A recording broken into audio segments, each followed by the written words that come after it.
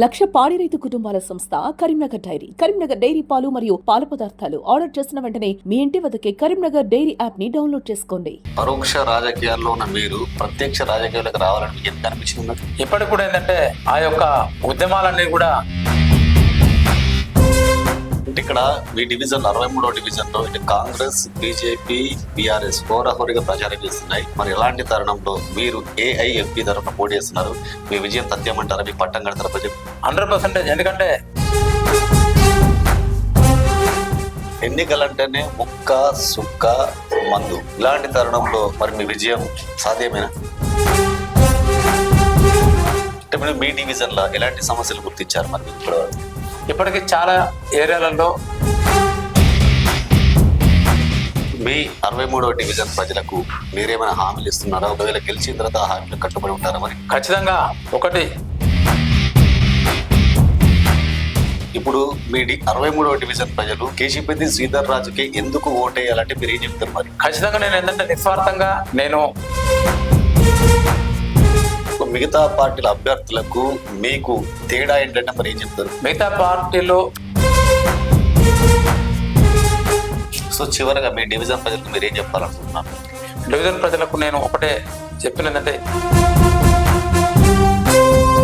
మరి మీ నాన్నకు రెస్పాండ్ ఎలా వస్తుంది మీ డివిజన్ లో? ముందుగా 63వ డివిజన్ ప్రజలందరికీ నా నమస్కారాలు. కరీంనగర్ 63వ డివిజన్ నుండి All India Forward Bloc party నుండి కేశీపతి శ్రీధర్ రాజు బరిలో ఉన్నాడు. ప్రస్తుతం అన్న మనతో పాటు ఉన్నాడు. అని అడిగి మరిన్ని విషయాలు తెలుసుకున్నాం. అన్న నమస్కారం. అన్న, ప్రచారం ఎలా జరుగుతుంది? ఇంటింటికి వెళ్ళినప్పుడు ప్రజలు ఎలా రెస్పాండ్ అవుతున్నారు? ప్రచారం అనేది గత 4 దశాబ్దాల పైగా నేను ఇదే వాడలో ఈ డివిజన్లో ఉన్నాను. కాబట్టి ప్రతి ఒక్కరు కూడా నాకు మంచిగా స్పందించి ప్రతి ఒక్కరు కూడా పలకరించుకుంటూ ఒక అవకాశం ఇవ్వాలి. నేను ఎన్ని రోజులు పరోక్ష రాజకీయాలకు ఉన్న ఒక విద్యార్థి నేతగా, నిరుద్యోగ నేతగా ఉన్నా, ప్రస్తుతం ప్రత్యక్ష రాజకీయాలకి రావాలని, ఈ డివిజన్ వాసులకు సేవ చేయాలని చెప్పేసి ఒక లక్ష్యంతో మీ ముందుకు మీ బిడ్డగా, ఒక మీ అన్నగా, మీ తమ్మునిగా నన్ను ఆశీర్వదించని చెప్పేసి వెళ్ళగా ప్రతి ఒక్కరు కూడా స్పందిస్తున్నారు.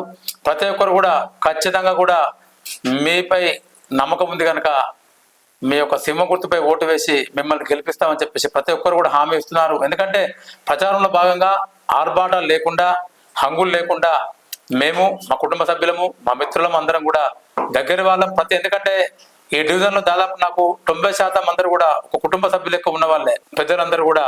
కాబట్టి వాళ్ళ ఇంటికి మనం ఆర్భాటంగా పోకుండా మామూలుగా వెళ్ళి, మామూలుగా ఒక చుట్టాలుగా, ఒక బంధువులుగా, తర్వాత ఒక అన్నలా, ఒక తమ్ముళ్ళ వెళ్ళి వాళ్ళందరినీ పలకరించుకుంటూ నాకు ఓటు వేయాలని చెప్పేసి అభ్యర్థిస్తున్నాను. ప్రతి ఒక్కరు కూడా దానికి స్పందిస్తున్నారు. పరోక్ష రాజకీయాల్లో ఉన్న మీరు ప్రత్యక్ష రాజకీయాలకు రావాలని మీకు ఎందుకు అనిపించింది? ఇప్పటికి కూడా ఏంటంటే ఆ యొక్క ఉద్యమాలన్నీ కూడా అనేక రకాల ఉద్యమాలు చేశాం. చివరికి ఏంటంటే ప్రజాసేవ చేద్దామని విద్యార్థి లోకానికి చేసినాం, నిరుద్యోగ లోకానికి చేసినాం. నేను కూడా ఇప్పుడు 50 సంవత్సరాలు దాటింది. ఒక విద్యార్థి నాయకునిగా, ఒక ఉద్యమ నాయకునిగా అంటే అలుపు లేదు. కానీ ఏంటంటే ఒక ప్రత్యక్ష రాజకీయాలకు వచ్చేసి కూడా ఈ డివిజన్ ప్రాంత ప్రజలకు కూడా ఇక్కడ నుంచి రాజకీయంగా ప్రత్యక్ష రాజకీయం ప్రారంభించాలని చెప్పేసి ఉద్దేశం కొద్దీ ఈ యొక్క కార్యక్రమాన్ని ఎన్నుకున్నాను. అంటే ఇక్కడ మీ డివిజన్ 63వ డివిజన్ లో ఇటు కాంగ్రెస్, బీజేపీ, బీఆర్ఎస్ హోరాహోరీగా ప్రచారం చేస్తున్నాయి. మరి ఎలాంటి తరుణంలో మీరు ఏఐఎఫ్పి తరఫున పోటీ చేస్తున్నారు? మీ విజయం తథ్యం అంటారా? మీ పట్టం కడతారా ప్రజలు? 100%. ఎందుకంటే నేను ఒక పేదగా, తర్వాత ఒక ఉదయం నుండి సాయంత్రం వరకు కూడా ఇటు ప్రజలందరూ కూడా అంటే ఏదో రకంగా ఇప్పుడు దాదాపు నాతో సహాయం తీసుకున్న వాళ్ళందరూ కూడా ఈ కాలనీలో, ఈ వాడలో, ఈ గల్లీలో చాలా మంది కూడా మనకు అందుబాటులో ఉన్నారు. కాబట్టి వాళ్ళందరూ కూడా నాకు అవకాశం ఇస్తున్నారు. ఖచ్చితంగా ఆ ముగ్గురి కన్నా కూడా నేను ముందంజ ఉంటా. వాళ్ళెవరు కూడా మన అంచనాను, తర్వాత నా గెలుపును ఎవరు కూడా ఊహించరు. ఎందుకంటే ప్రతి ఒక్క దగ్గర కూడా గడప గడప ఇప్పటికి కూడా సాయంకాలం ఒక 100 ఇళ్ళకి వెళ్ళినాం. దాదాపు అందరిని కూడా ఆశీర్వదించడం. నాకన్నా ముందు నేను వెళ్ళగానే వాళ్ళు మన సింబల్ చెప్తుర్రు, మీకు ఖచ్చితంగా ఇస్తామని చెప్తున్నారు. ఎందుకంటే ఇక్కడ కావాల్సింది ఏంటంటే ప్రలోభాలకు లోను కొంతమంది చేసినా కూడా ఎవరు కూడా దానికి కాకుండా భిన్నంగా నాకు ఆశీర్వదించి ఖచ్చితంగా 63వ డివిజన్ నుంచి కార్పొరేటర్గా నన్ను గెలిపిస్తారని చెప్పేసి నేను ఆశిస్తున్నాను. ఎన్నికలంటేనే ముక్క సుక్క మందు. ఇలాంటి తరుణంలో మరి మీ విజయం సాధ్యమేనా? 100% నేను సాధ్యం అనుకుంటున్నా. ఎందుకంటే ఒక సెంటిమెంటు, తర్వాత మార్పు, ఇవన్నీ కూడా ఇక్కడ మనకు ఉన్నాయి. కాబట్టి ఏంటంటే వాటన్నింటినీ కూడా నేను ఇక్కడ చూస్తున్నా. అవి రెండు కూడా భిన్నంగా ఏంటంటే వాళ్ళు ఏం చేసినా కూడా ఉదాహరణకు మన డివిజన్లో 5,000 ఓట్లు ఉన్నాయి. 5,000 ఓట్లకు దాదాపు 70% ఓట్లు పోలవుతాయి. అంటే ఒక 3,500 ఓట్లు పోలైనా కూడా నేను అనుకున్న వాళ్ళందరినీ కూడా ప్రత్యేకంగా నా గెలుపుకు సహకరించే ఓట్లన్నీ కూడా నేను ఇప్పటికే గ్యాదర్ చేసుకుని వాళ్ళందరికీ ప్రత్యక్షంగా పరోక్షంగా అనేక రకాలుగా నేను వాళ్ళకు విన్నవించుకుంటున్నాను. 100% నేను ఇది ఒక విజయంగా ఈ రెండు కూడా వాడకుండా విజయం సాధిస్తా అని చెప్పి ధీమాతో ఉన్నాను. అంటే మీరు మీ డివిజన్లో ఎలాంటి సమస్యలు గుర్తించారు మరి మీరు ఇప్పటివరకు?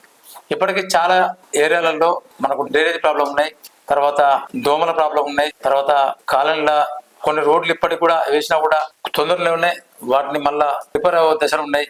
తర్వాత నల్ల నీళ్లు కూడా కొన్ని పైప్ లైన్లు లీక్ అవుట్ కానీ ఇవన్నీ కూడా ఉన్నాయి. వీటన్నింటిని కూడా నేను ఖచ్చితంగా కూడా కార్పొరేటర్ అయ్యాక ప్రతినిత్యం వారు ఎవరు చెప్పకుండా కూడా నేనే పరిశీలించి నేనే వెళ్ళి వాళ్ళందరి సమస్యలు తీర్చేందుకు నేను కూడా ముందుంటా. ఎందుకంటే నేను ప్రజా జీవితంలో అందరి సమస్యల పట్ల అవగాహన ఉన్న వ్యక్తిగా ఈ డివిజన్ పై కూడా అవగాహన ఉంది కనుక ఖచ్చితంగా నేను కూడా వాటిని గుర్తించి నేను చేస్తానని చెప్పేసి ఈ సందర్భంగా ప్రజలకు విన్నపిస్తున్నాను. మీ ద్వారా ప్రజలు కూడా 63 డివిజన్ ప్రజలు కూడా విజ్ఞప్తి చేస్తున్నాను.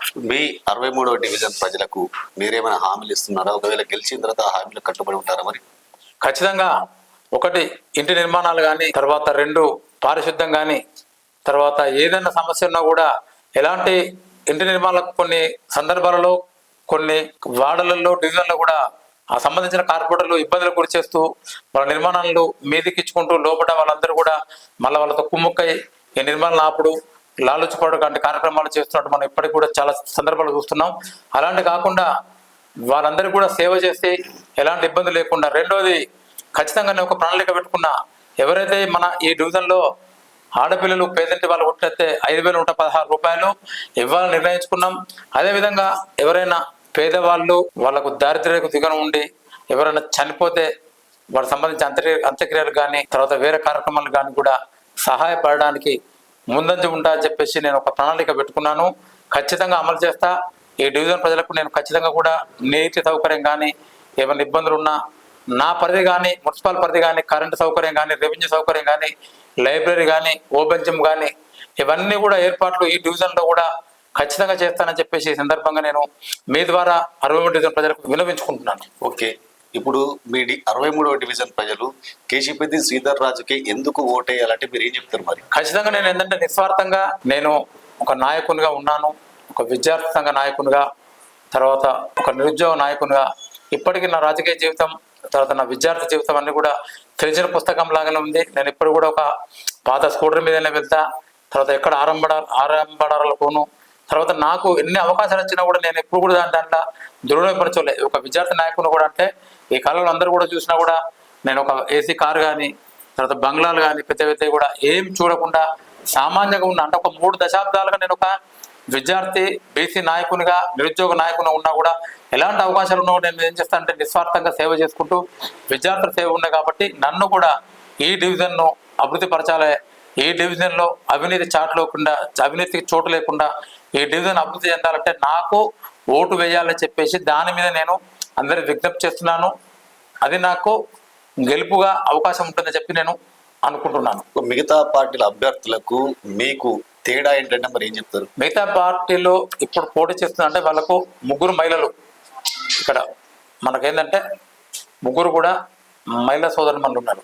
తర్వాత వాళ్ళకు నాకు తేడా ఏంటంటే నేను ఒక ఉద్యమకారు, అంటే వాళ్ళని కించపరిచినట్లు కాదు, మనం ఒక ఉద్యమ నాయకునిగా, అంటే గడిచిన 3 దశాబ్దాల పైగా అన్ని సమస్యలపై పోరాటం చేసి తర్వాత నేను ఎప్పటికి కూడా ఉండే వ్యక్తిని. వాళ్ళందరూ కూడా పోరాట పటిమ లేదు అని నేను కాదు, వాళ్ళు ఇప్పుడు రేపు వచ్చి కూడా పోరాటం చేస్తారు. వాళ్ళకు నాకు ప్రస్తుతం ఉన్న తేడాలు ఏంటంటే నేను ఒక ఉద్యమ నాయకునిగా నా ప్రస్తావన ఎస్ఆర్ఆర్ కాలేజీలో విద్యార్థి సంఘ నాయకుని ఉండుకుంటూ అనేక ఉద్యమాలు నిర్వహించా, వేలాది మంది విద్యార్థులకు నిరుద్యోగులకు నేను సహాయం చేశా, పరోక్షంగా చేశా.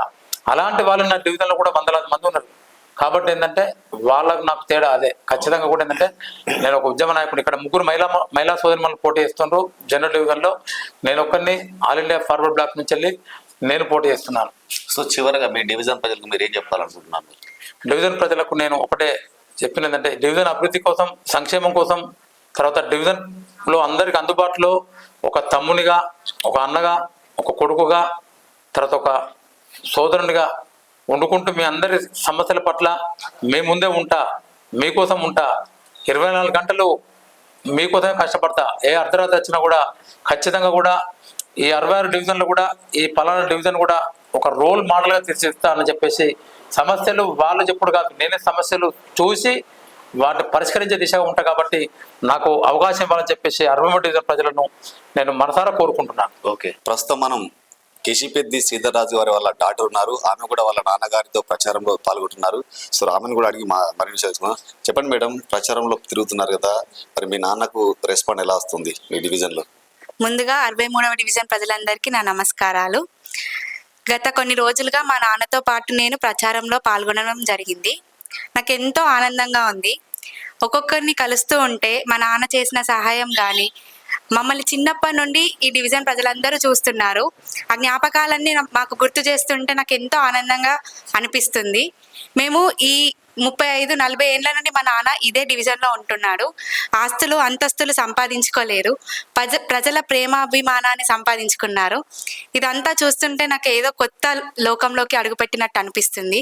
కాబట్టి మా నాన్నని ఒక్కసారి ఓటు వేసి గెలిపించి చూడండి. మీరే ఎన్నో మార్పులు చూస్తారు.